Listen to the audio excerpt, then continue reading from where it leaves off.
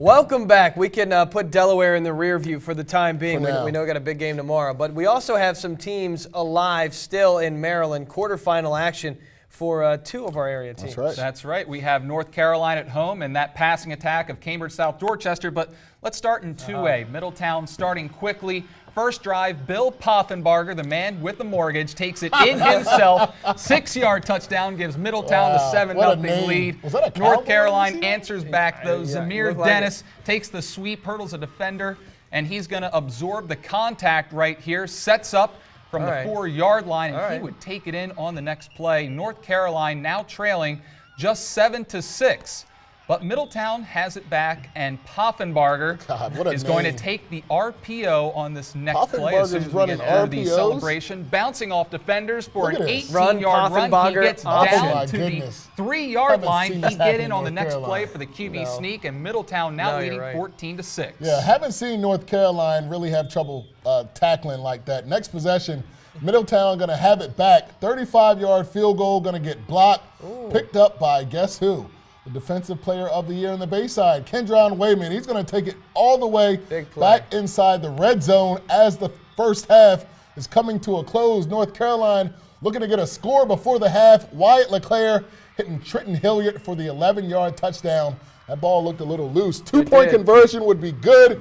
We'd be tied at the half. Get this, guys. Middletown scores twice in the second half. North Carolina scores nothing. Their run game shut out.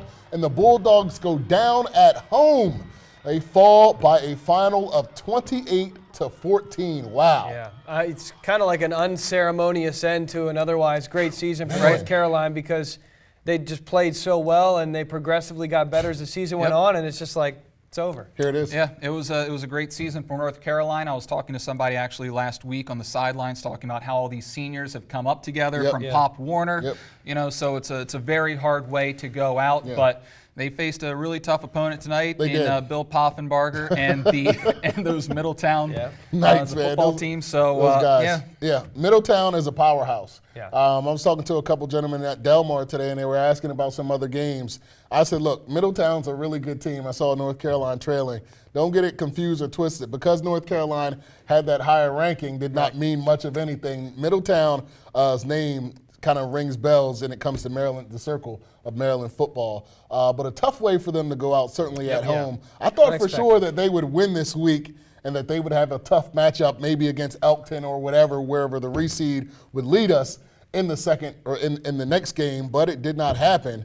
Like Brandon said, these guys have been around each other since Pop Warner, so definitely a great way to go out, or not a great way to go out, but I know Coach McCormick is very excited about what they were able to do this year, and he's the Coach of the Year again for a reason. We also had one more game in the state of Maryland, and for that, we're going to toss it over to Drew.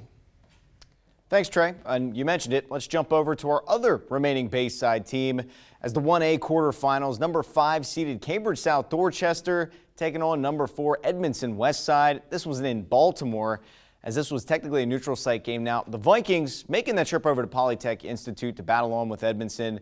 And guys, they're the Red Storm. Just a great name, by the way. Just want to shout that one out. This was a close game at the break with CSD trailing by just a field goal, but that all changed in the second half. Vikings bounced back very nicely. Khalif Beasley had a pair of touchdowns, and also a big congrats to Logan Middleton with a touchdown reception he had tonight from John Henry. He breaks the single-season touchdown record for the school, so congrats to him. The Vikings also, more importantly, moving on to the semifinals, guys, a final of 36-26. So at least we got something going on. We got one team still hanging on there, so we'll send it back over to you. A little bit more of the Maryland breakdown.